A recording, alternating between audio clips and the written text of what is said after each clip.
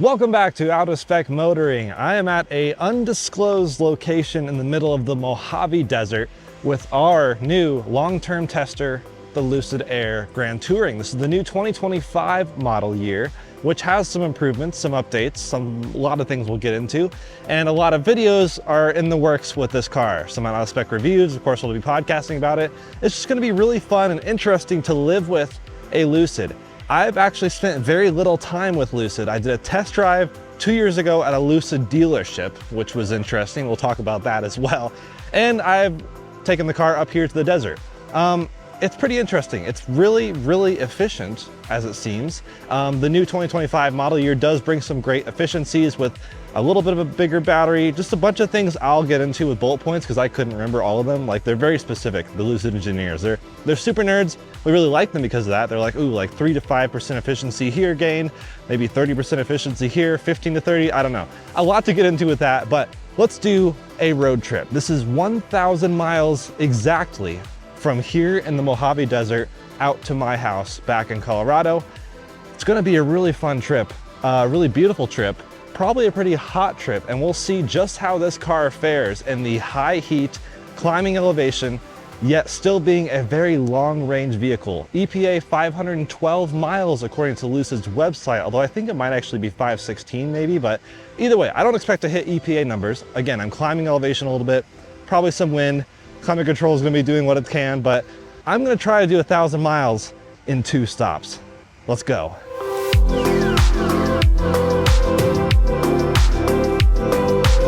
So we are charging here to 100% state of charge using hydrogen. These Hydrotech systems from GM are pretty sweet. This trailer's full of hydrogen. That's what's charging the car. We left it here overnight at like 88%, so it's just getting the last little bit charged up. You know, we're trying to protect the battery on the things we spend a lot of time with. And we should have thousands and thousands of miles ahead of us in this car. Obviously, this road trip is 1,000 miles, but I actually have a couple more road trips planned as well, up into the Northwest. A lot of interesting scenery, new routes for me, and I'm really excited to live with this car. This is, again, the long range spec, the longest range. This is the Grand Touring on the Aero wheels, 19-inch Aero wheels. Not the most beautiful wheels, I will say, but they are effective. And actually not very grippy, which is intentional. Low rolling resistance tires, aerodynamic wheels, that should really help a lot. And there's Kyle with his hat on. Absolutely fantastic. We did test these tires in unusual conditions, such as maybe sliding around a little bit, but that's not what it's made for. It's made for the long haul, the nice, efficient runs. So I'm gonna see how far we can really take this car. We have other plans with it, like I said on Out of Spec reviews, some obvious usual efficiency testing, maybe seeing how far we can actually hypermile this thing. 118 kilowatt hour battery pack. I'm sure at a lower speed, it'll do a long ways. I don't know how far, we'll see. But for road trips, I actually wanna try some things with road trips. This one, I'm just trying to see what I can do roughly at the speed limit. I'm not gonna go fast, even though I'm going through the desert where you can usually do very high speeds. I'm not gonna be doing the really, really high speed stuff. I'm not cannonballing this thing, but I'm also not hypermiling it. I'm just trying basically standard highway speeds at the speed limit, try out the adaptive cruise control or Lucid Dream Drive, whatever they call it, the sound system, see what the efficiency is along the way. Should be really interesting. I'm pretty excited. It is getting hot out here. We are, like I said, in the Mojave Desert, and I'm trying to hide what I can't show you behind the camera, but this is very, very hot out here. I don't think I would survive out here. Very few things do survive out here, but I'm going back to Colorado where it's a bit cooler out, a bit nicer, a bit more my style, but we'll see. Kyle thought I could maybe do it in 1 stop. There is literally no way. With the 4,000 feet of elevation gain I have to do, actually a lot more than that to get over some of the passes, there's just no way this Lucid will go that far. Maybe if I went like 40 miles an hour, but that's not safe. So this trip, we're not doing any sort of hypermiling situation. It's just send it.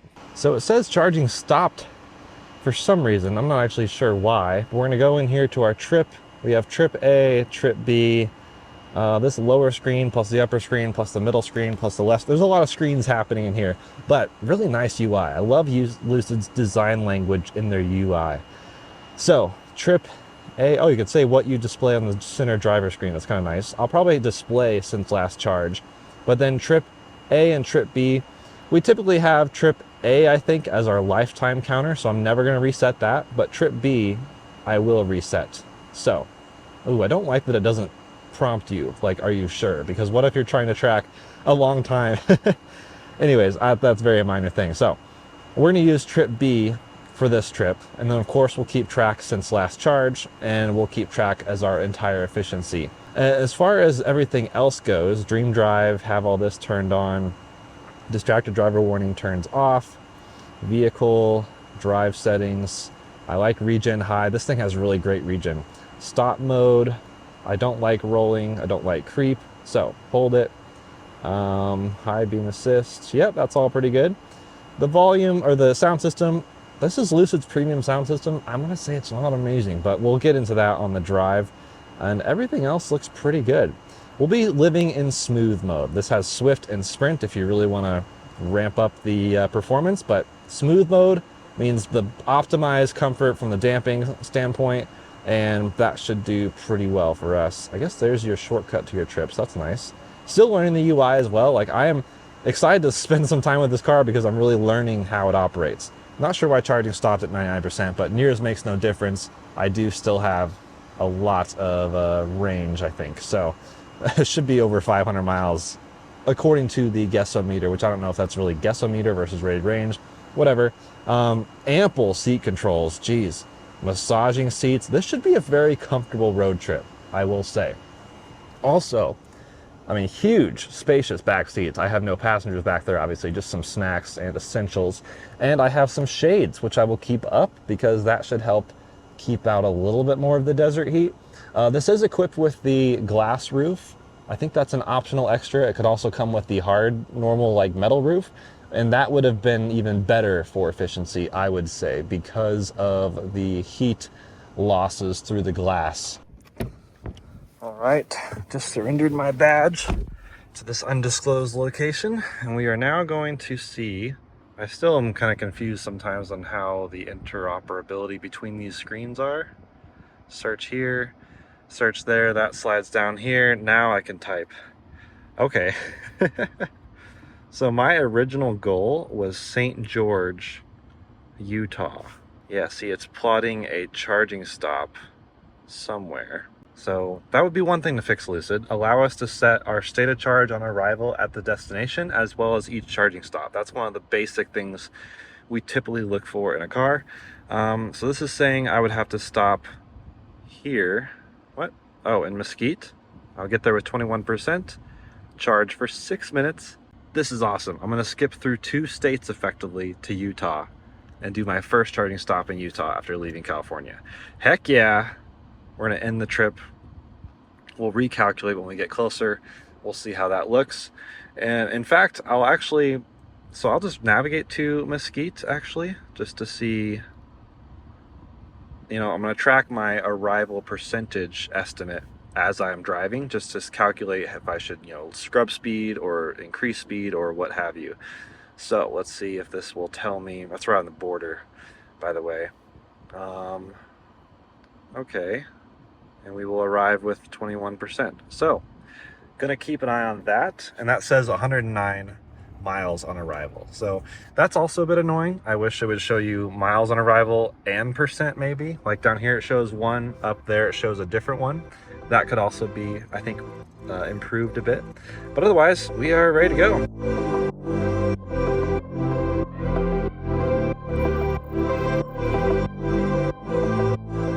Immediate first impression, very comfortable. Like exceptionally comfortable, especially given the fact that it's not air springs or air suspension at all. It's just really impressively set up adjustable dampening springs, which is great. Well done, Lucid. But also, as you saw right there, highway drive assist unavailable. That's one downside, I think, so far. Again, it could be fine-tuned and improved with software, which is pretty exciting. But the driver's assistance in Lucid is definitely nowhere near to the level of Tesla. I'd say it's comparable to Rivian, but maybe Rivian's a bit more confidence-inspiring. But both of those systems currently don't let you do any sort of lane centering unless it's like a pre-mapped highway, which is really disappointing for long straight stretches of road like this. Granted, it's straight, so like I'm just using normal cruise control, it's fine, but that's a bit disappointing. So also this is draining a little bit. Of course, I did leave it 98% state of charge, so maybe some climate control has affected that, but it is getting warm already, 86 degrees Fahrenheit as I'm leaving. I'm not leaving the desert, I'm still gonna be in the desert for a while, I think.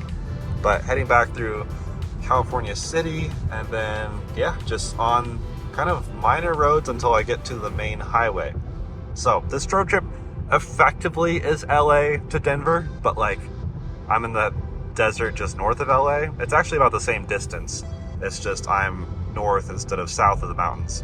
And then I'm heading to the west side of Denver instead of Denver proper. So either way, 1,000 miles, this is going to be interesting.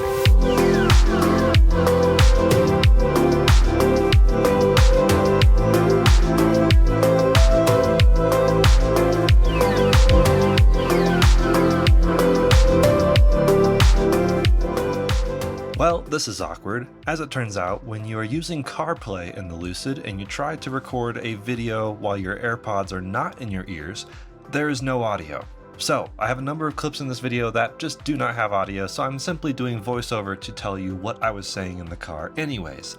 So with that being said, we are here in the desert, and as you can see, the estimated range on arrival is 114 miles. That's something I'll be using throughout this trip to try to track how efficiently am I driving compared to how the car thinks I should be driving. So, looking pretty good right now, 114 miles on arrival at the destination. You can sort of divide that number by 5 to see the actual percentage.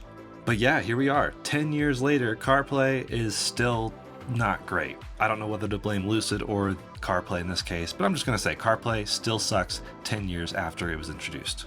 As I mentioned as well, I will be reviewing the adaptive cruise control or Dream Drive or highway assist whenever that's available. But right now, I wanted to point out this is a 2-lane, very clear highway, and there's no lane centering. That's one big difference between Tesla and Lucid.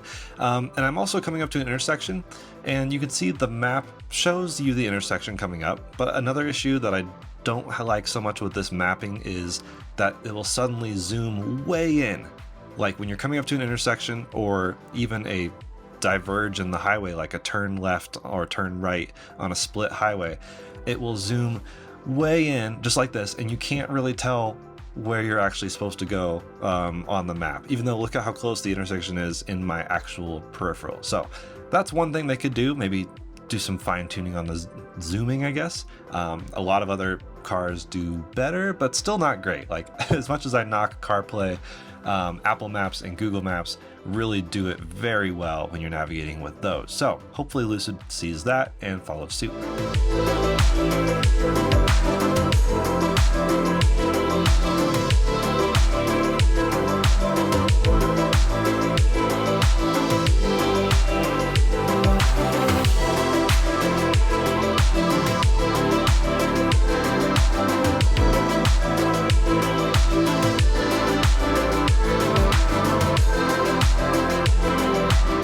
But here we go, now that I've turned onto a slightly bigger highway, it looks like this is pre-mapped for highway assist. So I do have lane centering, which is great. As you'll see later, maybe not the best lane centering, but in a straight line, absolutely fantastic, helps you to not be fatigued. We are also still on track for about 21% state of charge on arrival, or just over 100 miles rated range on arrival, which is pretty good, honestly. I've been doing the speed limit, so about 70 miles an hour in most cases, and this car seems to love 70. Perhaps they've even optimized it for 70 because they knew we were going to do a range test eventually. That'll be a future video, as I mentioned.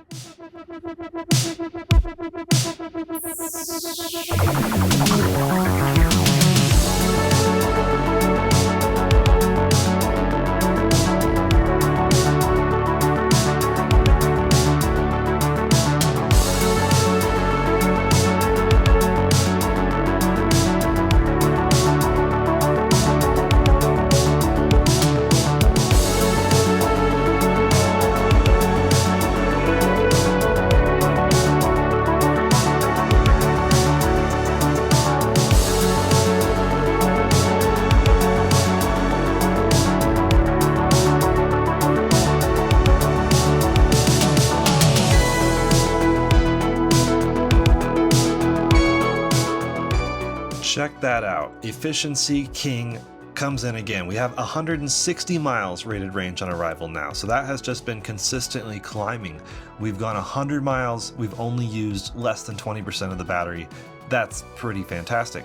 But the 160 miles rated range on arrival is assuming I make this hilariously short charging stop from 31%, charging for about 5 minutes. I can't actually tell from the UI if it's charging from 31 to 34% in 5 minutes, or 31% charge 5 minutes, drive to the next stop where I'll get to there with 34%. Either way, I'm not doing that silly super short charging stop.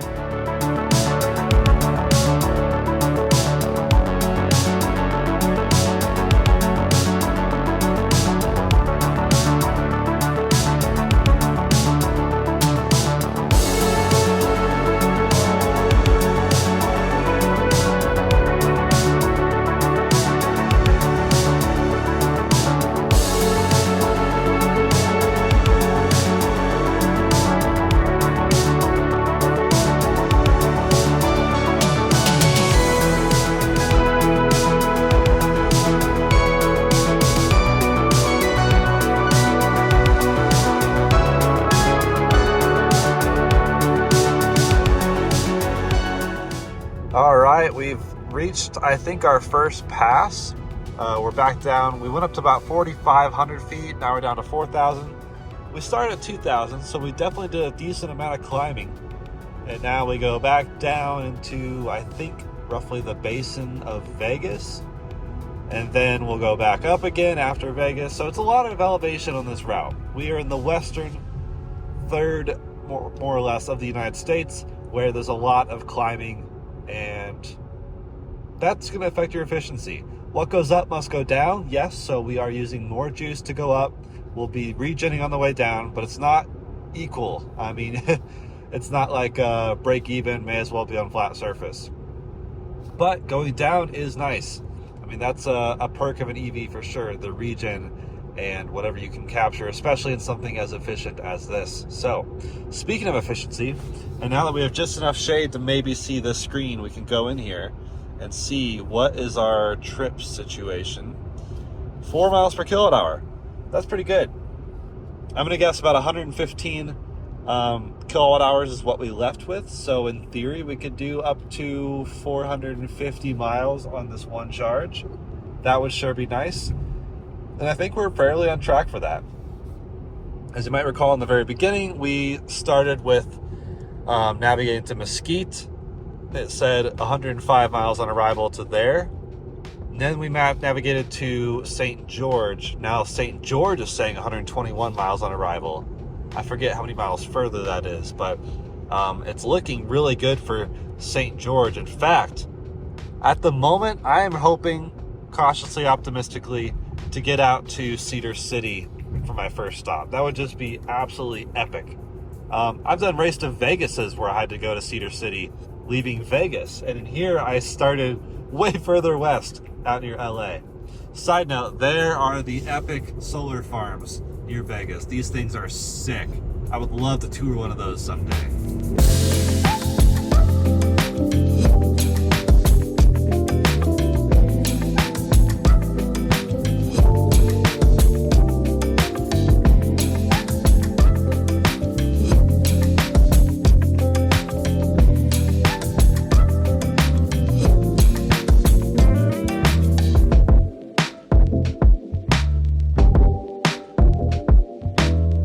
This is like the first type of casino stuff before you hit Vegas. Buffalo Bills up here.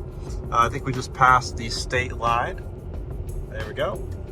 And yeah, we are now in Nevada. I recently did this road trip Cybertruck from LA to, actually that was to Utah, well, Colorado by way of Utah. And that back there was my second charging stop in the Cybertruck. Granted, I didn't leave at completely full state of charge, but it's so funny to pass all the usual charging stops and, yeah, have plenty of battery left. Look at that, 59%. So I've used 40% to go 190 miles. Really quite solid.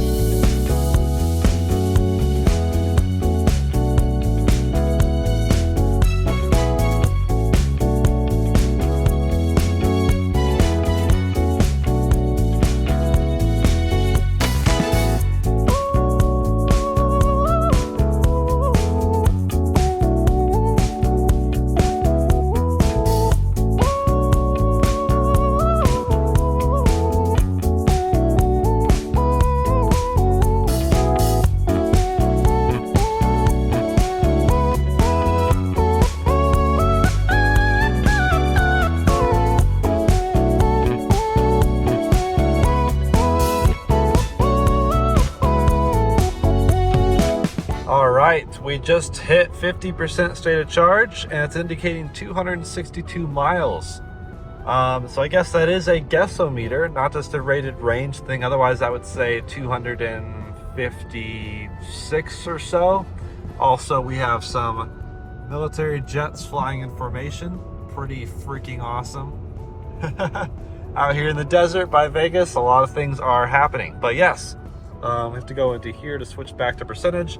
Shows you 50%. So this is saying on a charge, given my last driving history, we should see upwards of 525 or so miles, which is wild. And I've been doing highway speeds. At the moment, I'm in a 55 zone. I will say sometimes this read, or I don't know if they read it or where they get this info, is sometimes wrong. So I wouldn't necessarily trust it, but in this case, I do know it is a 55 zone. I'm doing 60, but most of the time I've been doing the speed limit, maybe just a little bit over sometimes to pass. But yeah, pretty insane.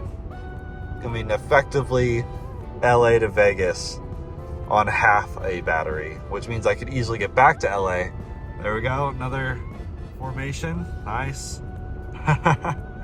That's so cool. So I could probably get back to LA on this battery. That's so nuts. So just gonna keep going on.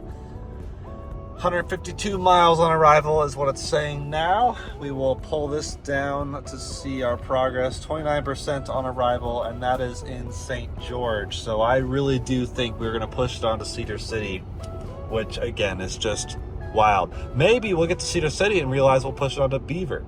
I know all the stops now between Vegas and Colorado because of the race to Vegases, so pretty crazy. This one just went up again. This car, I tell you what, we are averaging, now that we've gone halfway through the pack, let's just look at this here. I'm still learning where everything is. 4.5 miles per kilowatt hour on this trip. That is so crazy. It's also curious that these are different because they're reset at the exact same time. But I guess 4.4 versus 4.5. I don't know. Either way, maybe I ran climate for a tiny bit longer, which affected that. But continuing on, I am going to be hungry at some point. I'm going to have to stop for a restroom break at some point. This car will just go much further than I can. That's the truth. We do have some elevation to climb to get to St. George, so I'm actually not banking on Cedar City, but we'll see. We will see how accurate this thing is. Every car, I'm so curious how accurate the state of charge upon arrival is because of the elevation, the weather. It is hot, 104 degrees Fahrenheit, but we do have just a hint of a tailwind, but we're climbing elevation. So a lot of factors the car has to take into account, and I'm curious which factors Lucid does take into account.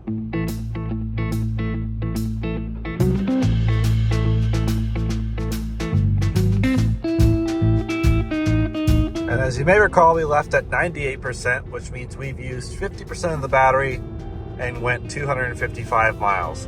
Holy crap!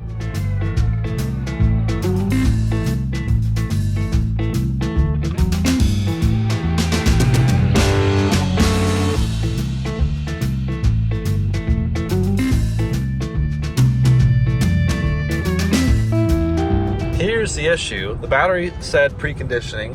I'm going to cancel that because I don't want to burn any excess juice, because it started routing, St. George, we can make it. We'll make it with like 28%. Cedar City, we could also make it with about 10%, but it literally doesn't understand that I can go somewhere and arrive at single digit percentage. So it was trying to force me to stop for 5 minutes in St. George, and then it started preconditioning. I don't want to burn any juice by preconditioning, so what I'm going to do is pass St. George so that I can make it to Cedar City, and then that's where I'll do the actual preconditioning right past St. George. We'll see if it lets me. It might tell me to turn around or something. We just don't have enough cars for the enthusiast road trippers who like to arrive dead. And this car charges so well low down in the pack. So I'm hoping to take full advantage of that. But honestly, it's going to be a very deep charge either way. That's my strategy this trip. instead of doing 4 charges, which by the way, when I first tried to route, the car said to stop 4 times, and I am kind of manually overriding it and telling it that I'm going to stop twice. It'd be really cool to stop once, but I don't quite have the like perfect weather for that. We're probably going to hit some rain. You know, if I had more of a tailwind, that might be possible. Also, highway assist is ping-ponging me aggressively right now. So just a few tweaks to make this car truly incredible. It already is from a drivetrain perspective. We've already proven that. Go check out our video on out-of-spec reviews on our first, experience with this car, taking delivery, all those things. And testing it in some undisclosed proving grounds. Like, this thing is insanely capable and incredible. But just some tweaking to be done with the road trip ability from an ADAS perspective, a route planning perspective. Just a few things that I would love to see improved. Even sitting here, I'm actually very comfortable. I've used the massage seat a couple times, 20-minute massage, that seems to be the industry standard. But I'm sitting here on automatic climate setting, and the fan is like half. It like won't go below half fan. So I've upped the temperature enough to 77 now. I'm still like slightly too warm. So I just wish the fan had like multiple levels of automatic climate fan speed like many other cars have. That would be nice. But the cooled seats are very nice. I'm gonna turn those on full blast again, actually. There we go. Yeah, like I said, a lot of great things, but just a few things to nitpick along the way.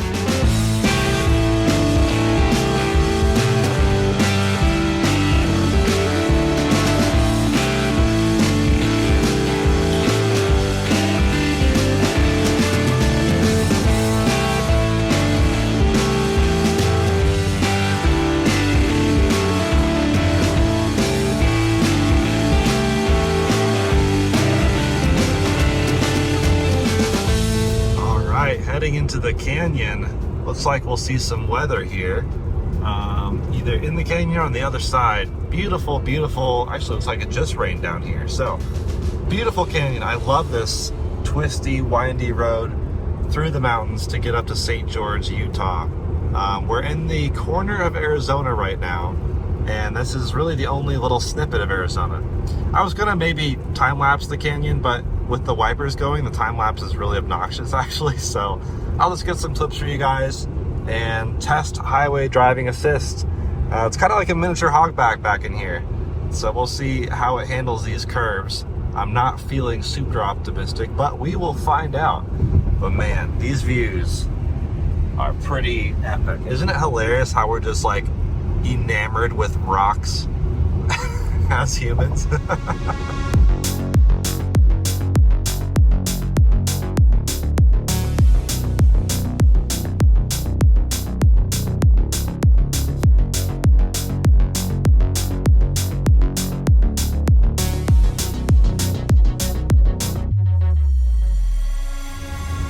Uh-oh, LiDAR blocked. Please clean sensor. I'm gonna say LiDAR's not really doing that much. This driver assistance has also been really rough at like coming up on traffic really quickly. It had to like slam on the brakes because it like didn't detect them soon enough, I guess. So I'm not sure how much LiDAR is actually doing. Also, highway assist is not working on this road at all, so it just won't enable, I suppose. So I'm just manually driving, which is fine. It's a nice driving car, really good driver's enthusiast vehicle. But yeah, I just tried to work again and failed. So not sure what that's all about.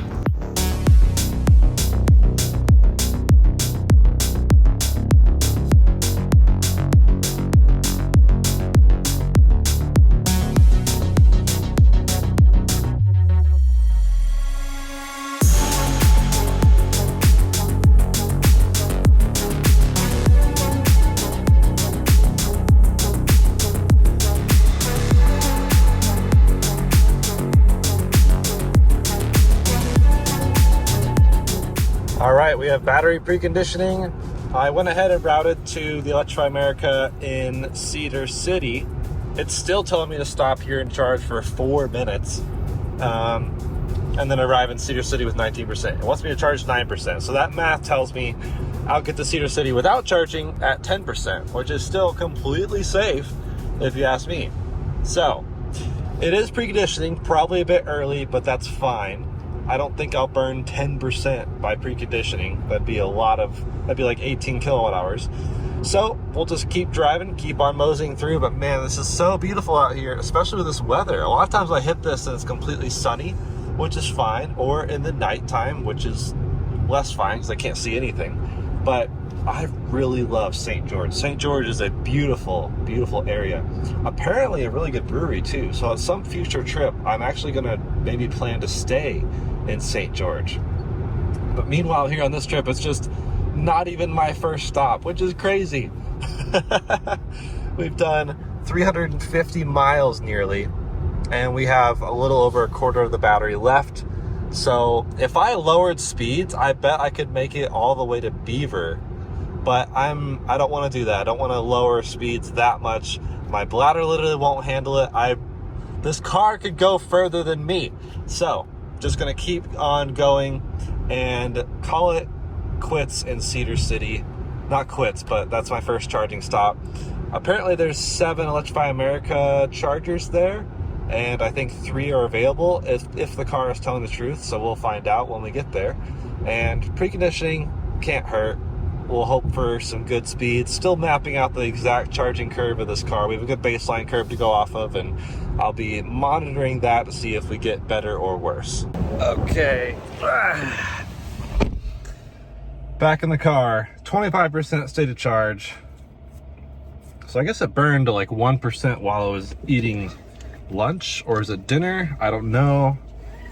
It's 4 o'clock local time. I crossed the time zone at some point. So done 350 miles. I found it. The button to remove charging stops was right at the top. So remove that stop. Now it's like saying 9% arrival. That should be fine.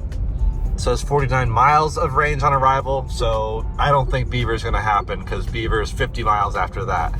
And this car really does die down low. Like, I had it low for our charging test, our initial one. It's rough. So not looking promising. We'll see how this changes. If that goes up to like 55 miles on arrival, I will consider it. But still, I think Cedar City is where it's at. We'll charge there, reevaluate.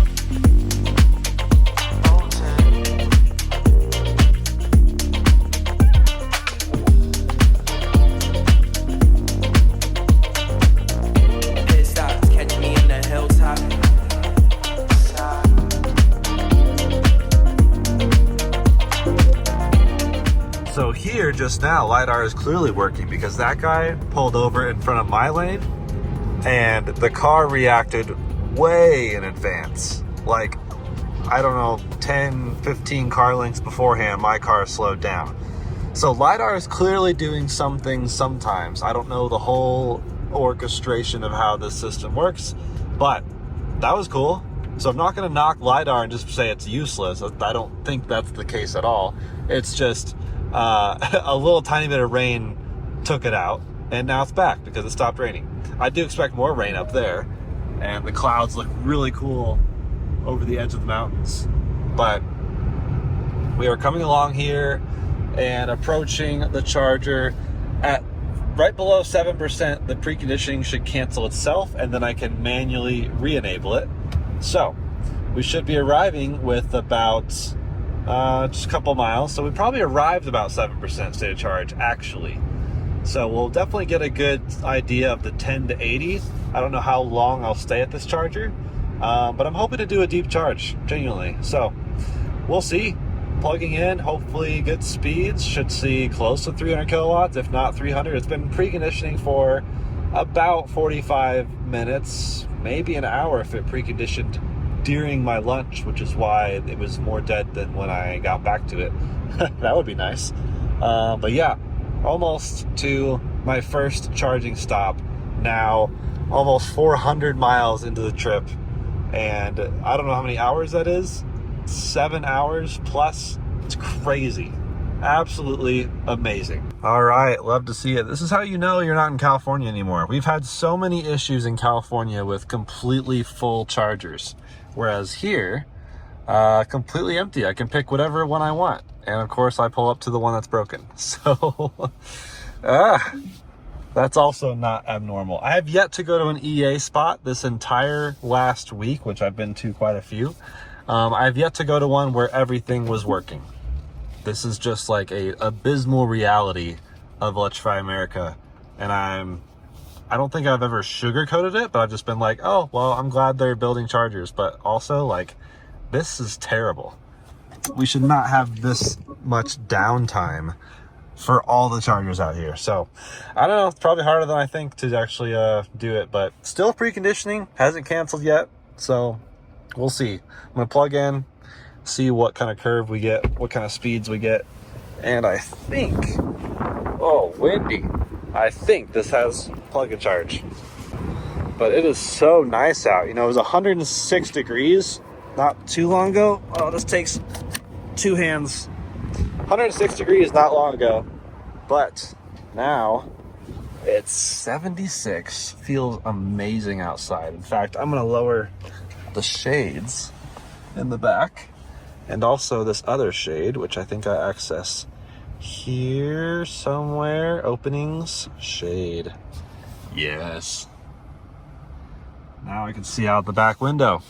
Initializing charging. Plug and charge is amazing. Filming the charging session as well. It looks like, let's see, it says 100 minutes left until 100%. We found that to be a little bit inaccurate, but what the car is reading is exactly the same as what EA is reading. So it is measuring, I guess, at the port itself, roughly. So filming this on my trusty old 6S. I actually replaced the battery recently in this phone, which is hilarious. Still shoots 4K, although I filmed this in 1080p to save battery life. But yeah, this phone's still kicking. This is one of my favorite phones. Side tangent. This phone, when it came out, introduced 3D touch. It had a much faster fingerprint scanner, just a faster chip overall. Pretty good 4K video. No optical image stabilization, but okay, I'll get off my soapbox now. Love this phone. Anyways, yeah, ripping up to 140 kilowatts.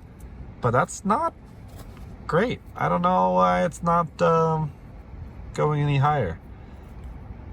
I don't know if these are load shared. It shouldn't matter because no one's here and that one's broken. So are we just limited by the station? We might literally just be derated.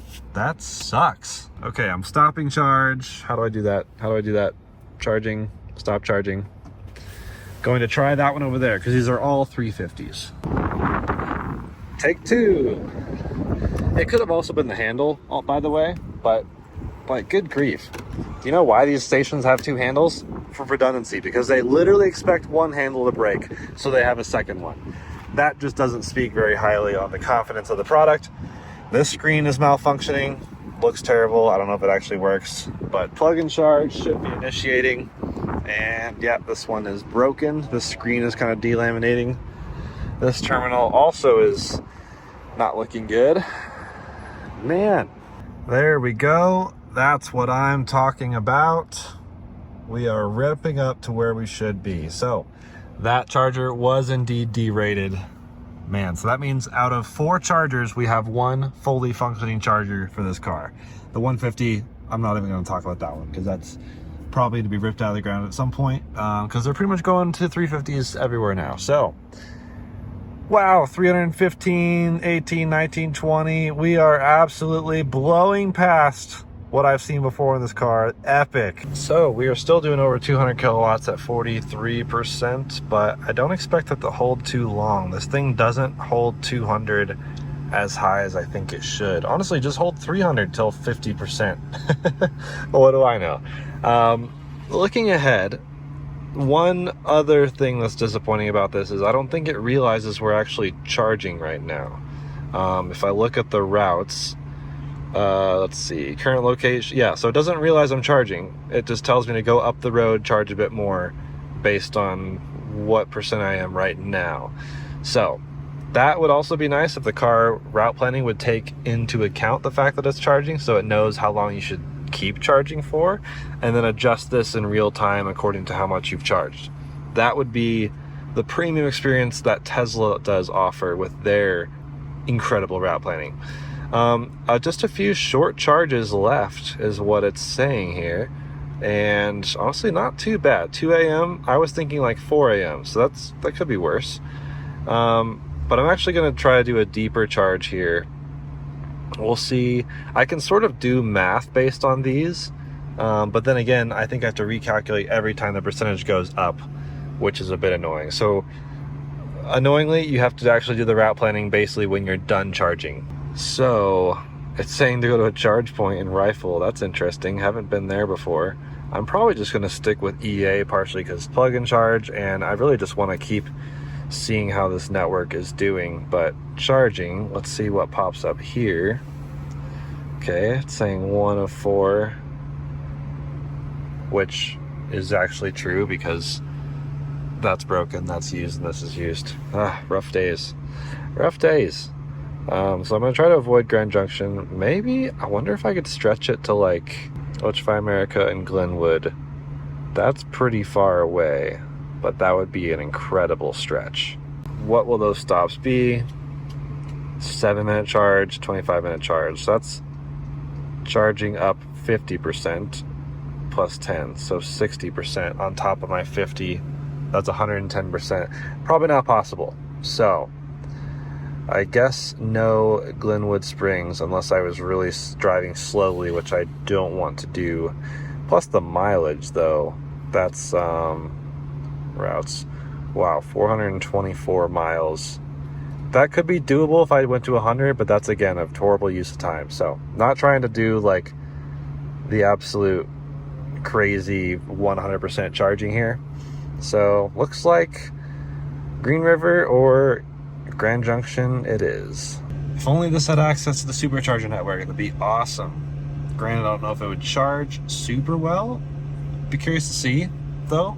But 900 volt architecture with this car, yeah, probably not amazing speeds on the supercharger, but I don't know. We'll see. This route is just a bit awkward. Like maybe I should have tried to stretch it to Beaver. See, if I had left with 100% instead of 98%, and then I probably would have done a bit lower speeds to stretch it to Beaver. But here we are, all good. Still going to be a two charging stop run from LA to home, basically, which is still crazy to me. It's awesome. Y'all, that's crazy. This Walmart, the systems have been down for 30 minutes. So we have a broken Electrify America, but also a broken cash register system. 30 minutes. So people have been standing in line. The line's been growing. They're trying to turn away people at the door. It's crazy. Meanwhile, the Lucid's doing 85 kilowatts at 89%, about to 90 now. I didn't mean to charge this high, but I wanted to get a good read on the charge curve from 10 to 80, and then I needed to use the restroom. So I babysat the car until 80, and then I left. So quick restroom break from 80 to 90, I guess. Now I'm gonna blast, I don't know, it'll either be Green River or Grand Junction. We'll see how I feel. That should get us plenty to get to the next place. In fact, this is like another over 400 miles of range, given that we've already climbed most of the elevation that we're talking about. So, heck yeah. This car is awesome to road trip in. Looking at the trip here, we've done exactly, okay, don't freak out, exactly 400 miles. Battery is preconditioning. I guess that's because I'm routing somewhere, except I didn't say go. So it starts preconditioning even if you don't say go. That's another thing they should remedy. So I'm going to stop. Well, I don't know. Maybe it's also just cooling because the charger just happened. I'm going to keep an eye on that. I'm going to drive for a little bit, and if it doesn't stop preconditioning, because it's very cool out now. By the way, the temperatures were absolutely sublime for this charging stop, but we have a Leaf waiting in line because the Bolt took the only Chatamo spot. Oh no, this poor Leaf. Oh gosh. Well, that's a bummer. The Bolt should have taken the other charger, which, by the way, that was derated for me to 140 kilowatts. That was still more than all of the juice the Bolt can take. So that's a bummer. Anyways, completely lost my train of thought because a bunch of stuff just happened. But turning on my cooled seats again, put the air conditioning back on, and then the fan shut off. So battery preconditioning may have just stopped. I'll check on that. But we're going to continue onwards. And yes, Green River or Grand Junction. Grand Junction is further off the highway, but I also have friends there. So we'll see if they want to do a late night rendezvous. That could be fun. Either way, next stop will be the last stop. 2 stops to go 1,000 miles. That's crazy. So now that I've routed, it wants me to take 2 stops, which technically could be faster. But let's see. 1 stop for 15% of charging, the other stop for 35% of charging. So I don't think that's actually going to be necessary. We're just going to do 1 more stop. So that's a total of 33 minutes of stopping. So my next stop will probably be more than 33 minutes, but I just don't want to do 2 stops if I don't have to. And that's kind of the nature and the fun of the story of this trip. 2 stops for 1,000 miles. So I think it's actually routing me though to Green River, and it says I'll get there with 45%, which is pretty high. So I may actually just continue on the Grand Junction either way. Also just gonna get as much driving done as I can while I'm awake. Maybe the next stop will be a long, deep stop with a nice little nap. We'll see, but 76 degrees, nice and chilly out here. Love this landscape, weather, everything. Really great road trip so far, especially in this car. Ah yes, back to the audio issues, which means back to the voiceover. But here is where I've learned some errors with my math. I was assuming the car was telling me to charge from 44 to 66% at the next charging stop, resulting in a buffer of 22%, which means I would easily get to Glenwood Springs with like 4%. It looks like it plugged in a stop at Green River. I don't want to take it, so I remove the charging stops, and it's telling me I can get to Glenwood Springs with 26 miles on arrival. And I'm going to try to go below the speed limit here. I'm going 70 and a 75. By that math, I don't see why I couldn't make this. 5% state of charge on arrival is the estimate by the car. It's 417 miles away. I think I'll be fine. I have a lot of juice in the battery. And if I'm keeping the speed limits down, you'd think the car would know the speed limits correctly. And maybe not the weather so much, of course, but the weather's pretty mild here. So I'm hoping the car calculates the elevation gain and descent as well as my speed, and I'm assuming the car is wanting me to go the speed limit. So the fact that I'm now going 10 below the speed limit, 70 and an 80, surely I can make that. So I'll be keeping an eye on this, and if it shrinks further and further and further, it just tells me that the car isn't really calculating correctly because the conditions really are in my favor, and going below the speed limit, there's just no way.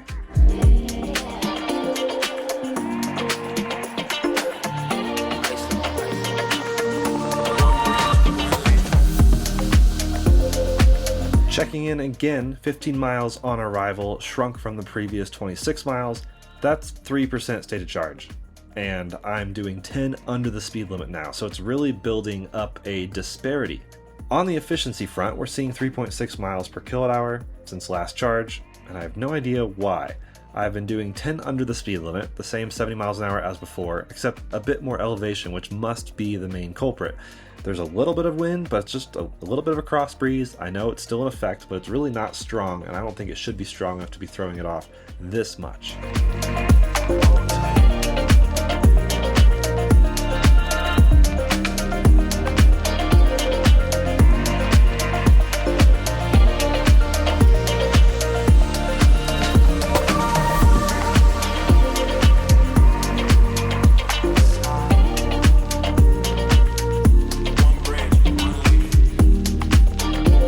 So as it turns out, you can't actually change the time zone while you're driving for some reason. So it's stuck on 6:20. But I'll be in Grand Junction at 11:15, not 10:15.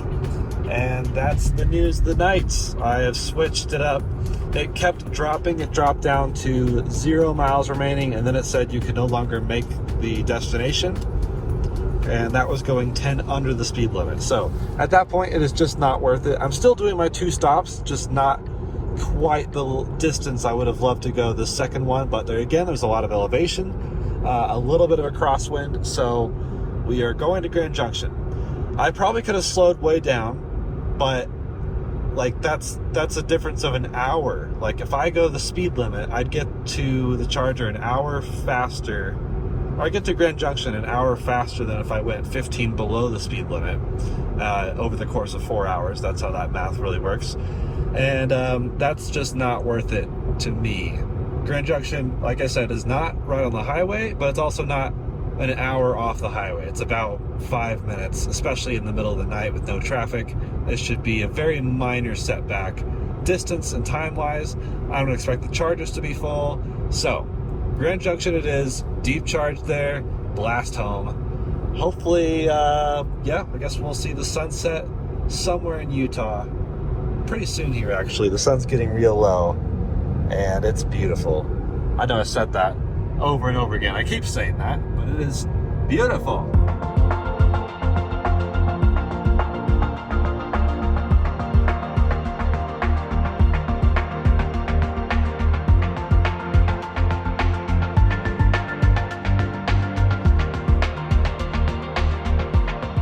Here's another example of the driver's assistance, basically not quite ping-ponging. It just goes up to the edge of the lane and then corrects itself, like constant correctional weird behavior.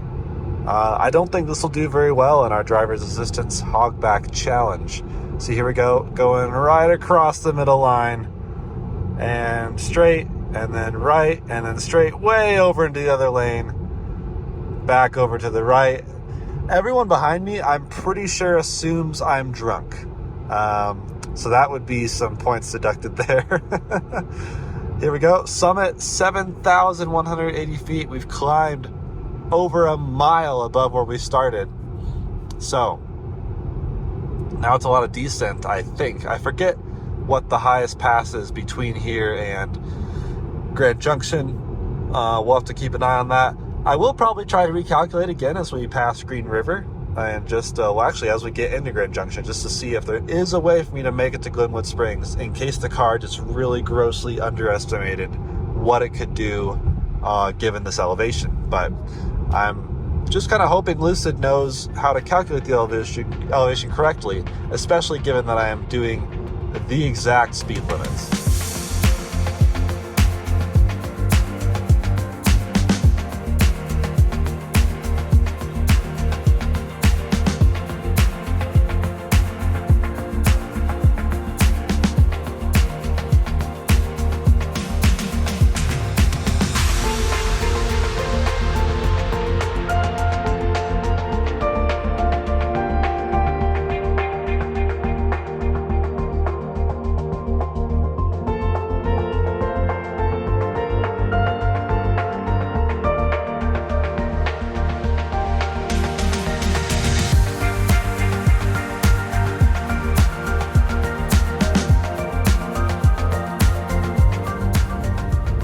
Salina.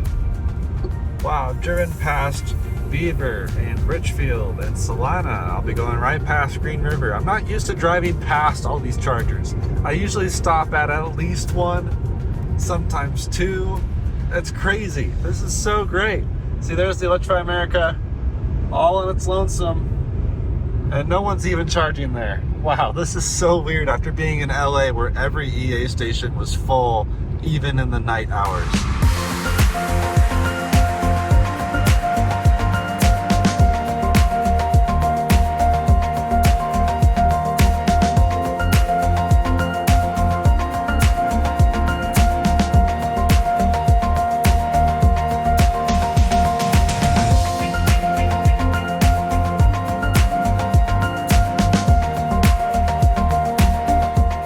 Alright, Highway Assist seems to be struggling a bit on some of these roads. Like before, how I showed it struggled when working, now it struggles to work. it's given the message that you get when you try to use it in a non-pre-mapped highway. So perhaps part of this is not pre-mapped. I know some of this had construction recently, so maybe that threw something off. I'm not sure. But that is, again, one of the major downsides. It's a huge reason I like Tesla on road trips, and even just around town, is because autopilot works on like every road. Whereas with Lucid and many other brands, not just Lucid, it needs pre-mapped highways to really actually work. It's still trying to use lane departure correction, and now highway assist is working. But continuing on, about 2.5 hours until Grand Junction, now doing the speed limit of 80 because I'm no longer going to Glenwood Springs, so I have a bit more buffer to work with. The arrival estimate did go from 120 miles plus to now about 70 miles, so it is definitely shrinking pretty drastically. And I am, again, going the speed limit. I'm not exceeding the speed limit, and we have favorable conditions, so I'm guessing maybe it's expecting lower speeds, but it also doesn't tell you. You know how sometimes Tesla, not to keep playing the comparison game, but Tesla will often say, oh, to reach this destination, you have to go, below 75 miles an hour or whatever. Lucid hasn't gotten to that point yet. Maybe they'll get there. They're still a young company. They're still working out the kinks. And honestly, I'll take that in some regards. This car is so brilliantly engineered in so many ways. Maybe you don't really care about the software, and that's fine. I really am looking at the entire mixed bag.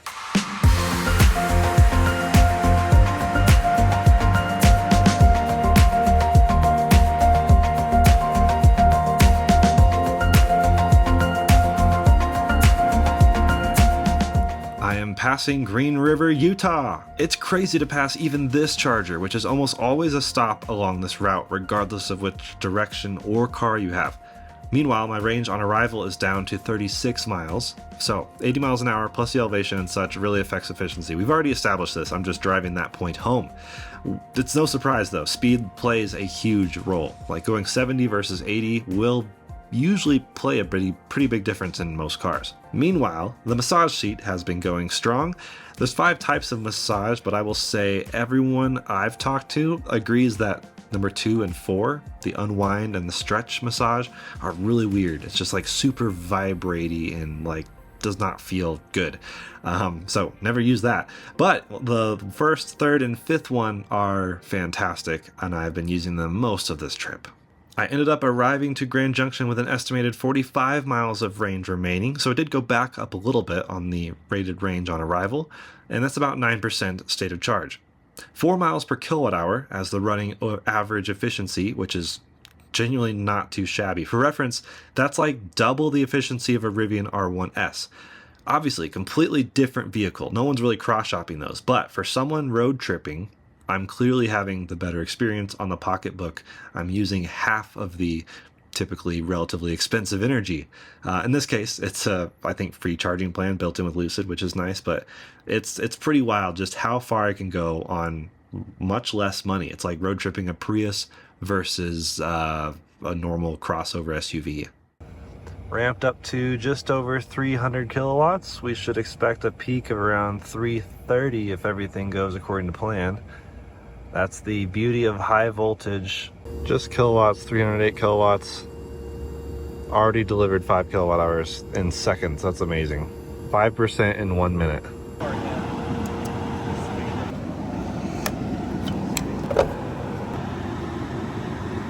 All right, all done charging. 95%. I didn't mean to charge that much, but I went to try to find a bathroom.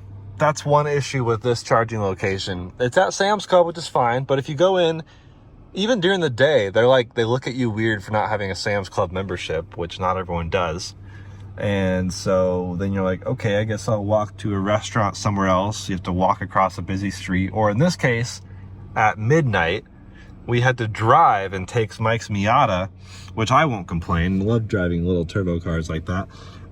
We had to drive like 10 minutes to find a gas station that was open just to use the bathroom. So starting the massage back up, I'll pull the map back up. This is right by my house. That's a good point of reference. Let's just go.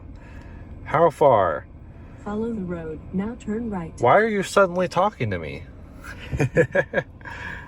And we'll get there with 33%. or so. We'll see what that actually says. 200 and almost 250 miles. Okay.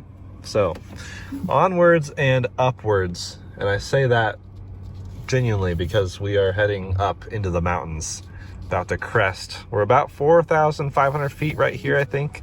And we will be cresting 11,000 feet at the Eisenhower Tunnel, or actually the Johnson Tunnel. So heading up, let's go. So I left Grand Junction feeling quite good. Mike brought me some coffee, which rejuvenated me. I felt great, but here we are. About an hour later, I started feeling tired, like it hit me like a rock. So driving drowsy is never okay. No one says that's okay. So I found what I think will be a ChargePoint level 2 charger, not far off the highway in Rifle, that is free according to ChargePoint app, which is pretty interesting.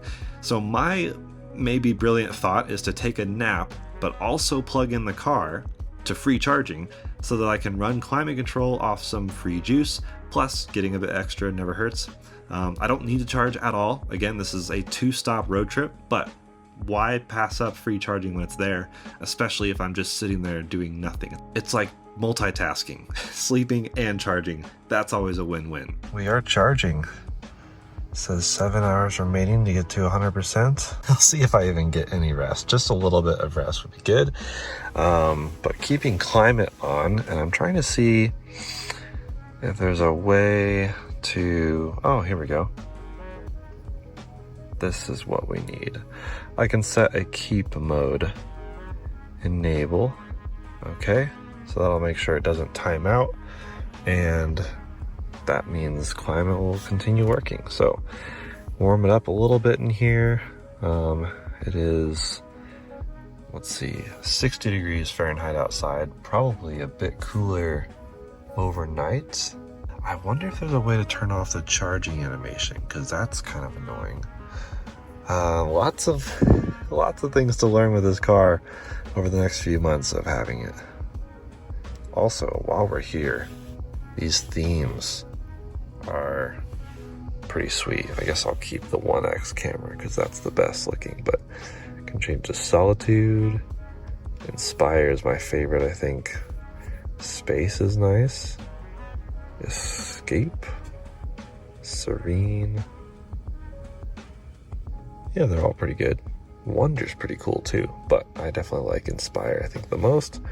You can control the brightness. Yeah, pretty sweet. I do like the software, the look and feel of everything. There is no automatic brightness as far as I can tell, so at night I manually lower it. During the day I raise it. That could be another improvement perhaps if there are the right sensors. Now time remaining has gone up, presumably because of climate control.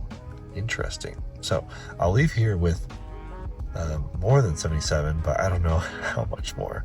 But hey, whatever little bit I get, it's fine with me. Lastly, if anyone cares, 3.2 miles per kilowatt hour in that last stretch. It was definitely climbing some elevation. The overall trip average is 3.7 miles per kilowatt hour. Not bad, again, given the higher speeds. All right, well, I can't find any way to turn off the charging animation light, which I think is maybe a safety issue. Like, what if you are doing what I'm doing and trying to charge at night and be inconspicuous and you don't want people to come up to you and bother you? Of course, I have the car locked and stuff, but I wish there was a way to disable that. Many other cars with fewer lights can actually let you disable it. So I don't know. Again, another thing that could be fixed with software. Anyways, I'm gonna take a nap. Good morning. Definitely about a 5-hour nap. Pretty solid. Guess you could almost say that's a night's sleep. Partial night, whatever. Keep mode is still on. Can't quite tell what we've done charge-wise, but the climate's been keeping it nice and warm in here, so we're gonna go check that out. All right, turn off mode, press and hold. Now, where'd it go? I guess I can, fire up the car. Wow, 97%. So we climbed 20% in 6 hours, roughly 3% per hour, give or take. including climate control. Now it's still 60 degrees outside, so not too different. I bet if it was a lot warmer or a lot colder, it wouldn't be quite as efficient, but that's pretty awesome. We can continue on.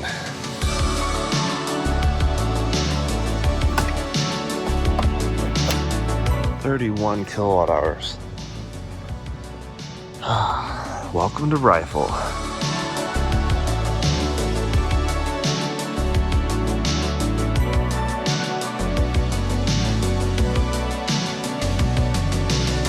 Once again, another quick gas station stop, not for gas, just because I needed water.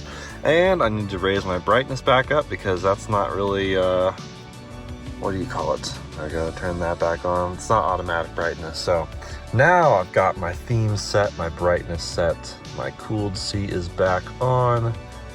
Let's see. Good to go, I think. And it's saying we will arrive. This is kind of cool, actually. So this screen up here has, you know, nav and stuff. And then you pull this down to pull down whatever's up there. Boom. Navigation.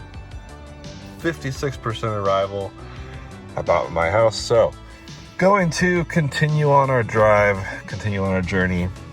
We'll see what our efficiency is since that last stop, because we're now into the rolling hills, rolling mountains of I-70.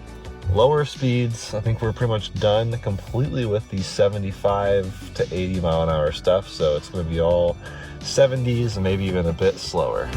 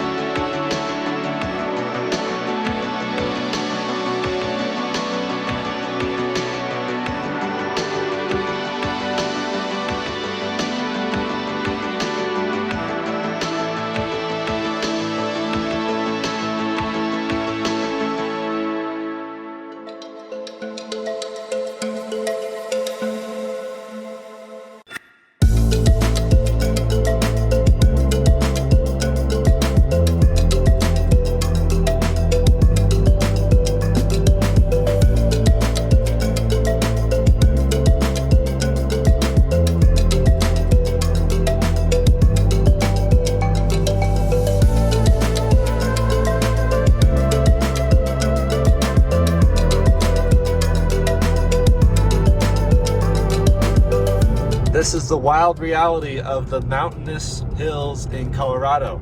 We have almost 60 miles left to go. We're at 59% state of charge, and we will arrive at our destination with 58%. So we're gonna go 60 miles on 1% state of charge. Totally wild, but that's, yeah, we're at 11,000 feet elevation. We're dropping all the way down to 6,000 feet at my house.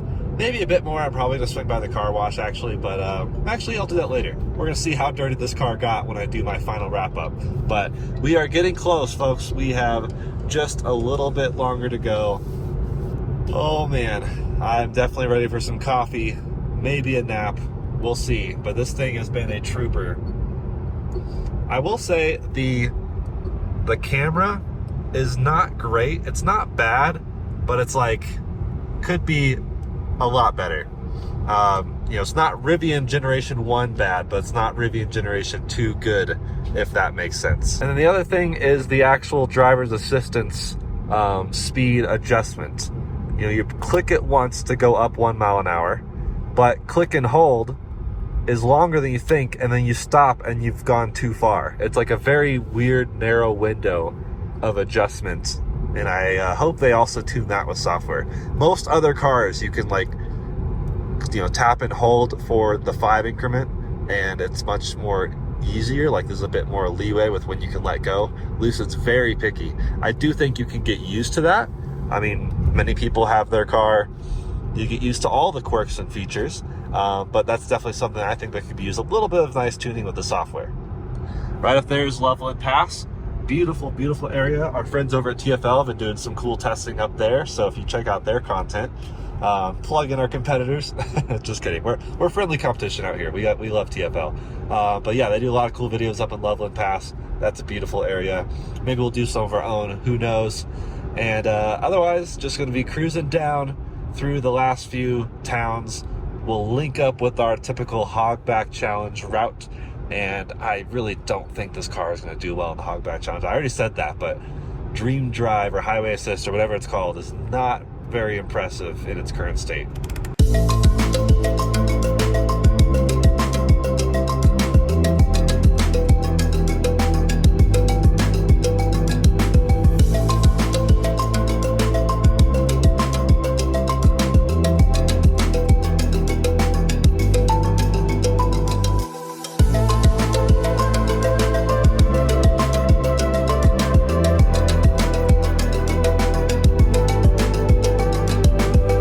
All right, made it to a car wash. Got a Model 3 getting washed in front of us. So I will take a moment here to see the condition of this vehicle. We have been on track. We've been across half the country now, 1,000 miles or so. So not quite half the country, but definitely pretty dirty. Dust and dirt everywhere. Yeah, it's not terrible, but it's like, you can definitely tell. So, that should help. Definitely, oh yeah. Some bug action. So, this will be great. Sorry, I'm sure that's loud. Now, curious if we have a car wash mode or equivalent in the Lucid here. By the way, 3.8 miles per kilowatt hour is the total trip average so far. The last stretch was over 4 miles per kilowatt hour. Some downhill will do that, of course. But I don't see any sort of the car wash mode or lack thereof. Okay, no car wash mode that I can tell. So we'll turn those off. Lock the doors. And in theory, I guess I could leave it in drive and the charging port shouldn't open. That's just one thing I want to make sure doesn't happen. And we'll keep an eye on the charging screen while we're in there, just so I can close the charging port if it does auto open. So, got down the mountain at 60%. It's pretty good. We left 175 miles ago. So I guess we went from about 98 to 60. Yeah, so that's pretty solid. Pretty solid. That's like the whole theme of this trip. This car is a solid road tripping machine, especially from a range perspective.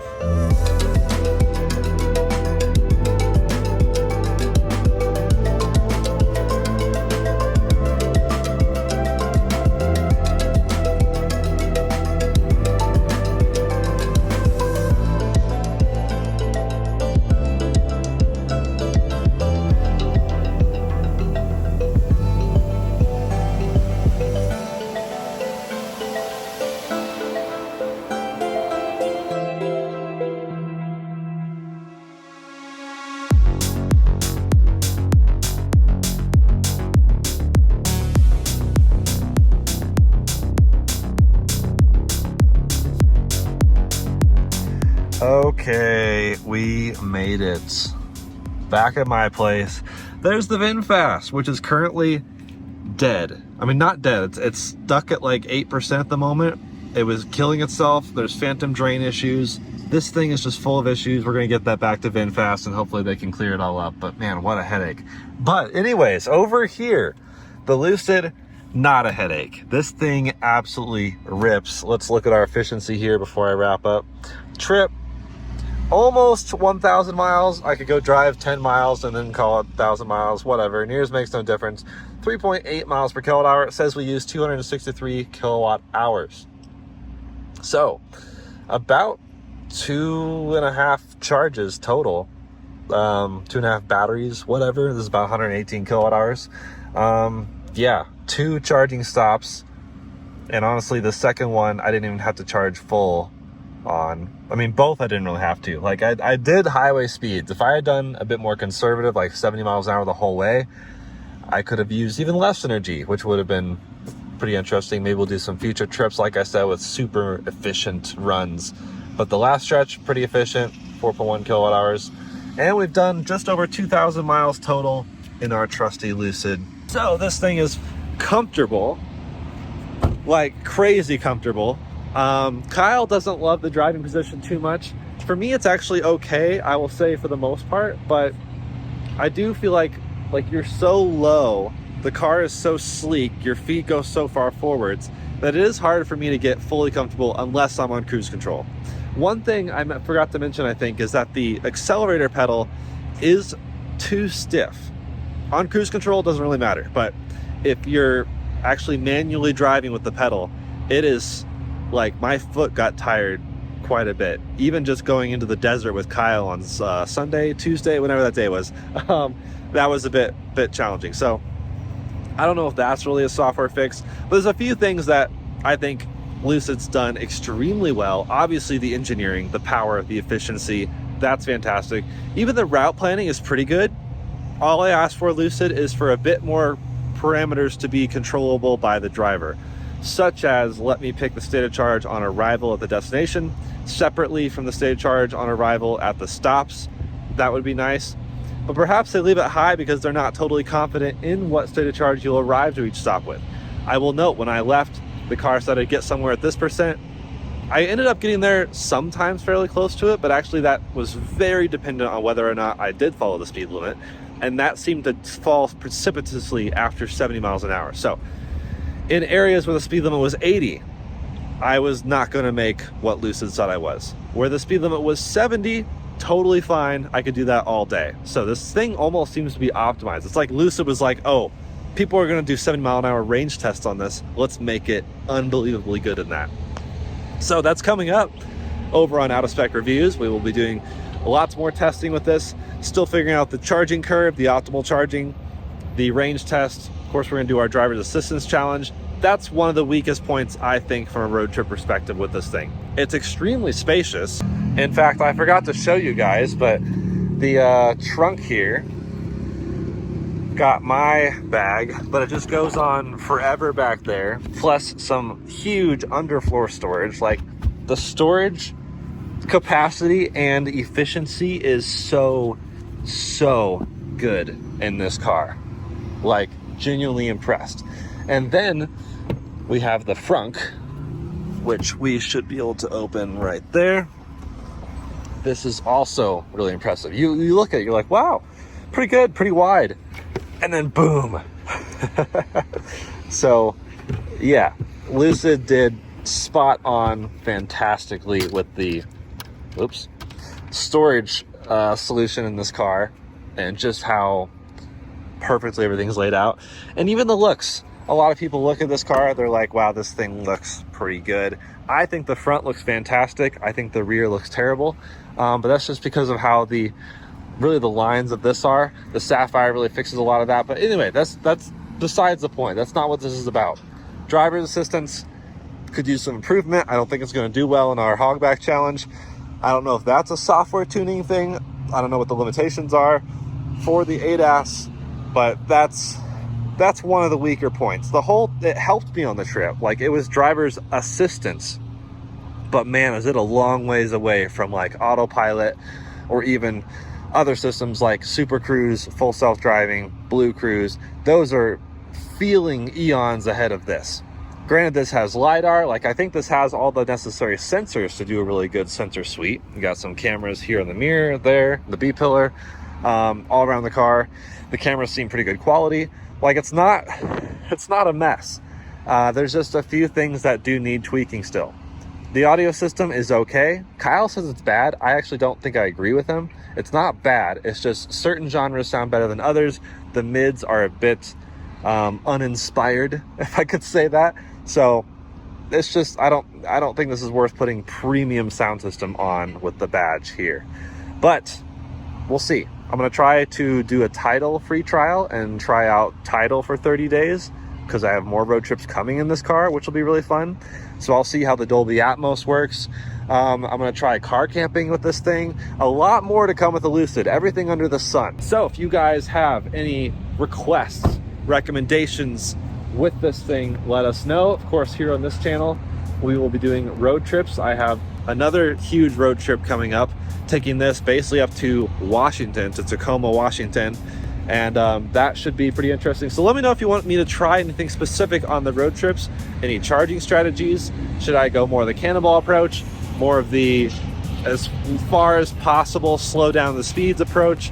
I do like what I did this time, finding a free level 2 charger and using that as my overnight stop. But I think I'll try car camping next time instead of just sleeping in the back seat because my neck hurts. So either way, that's been it.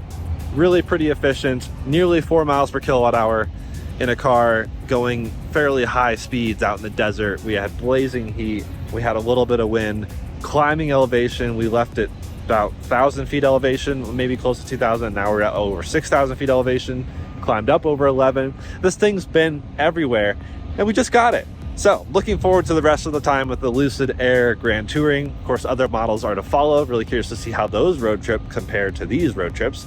And that's about it. Cheers, guys. Appreciate it. We'll see you next time on Spec Motoring. Woohoo!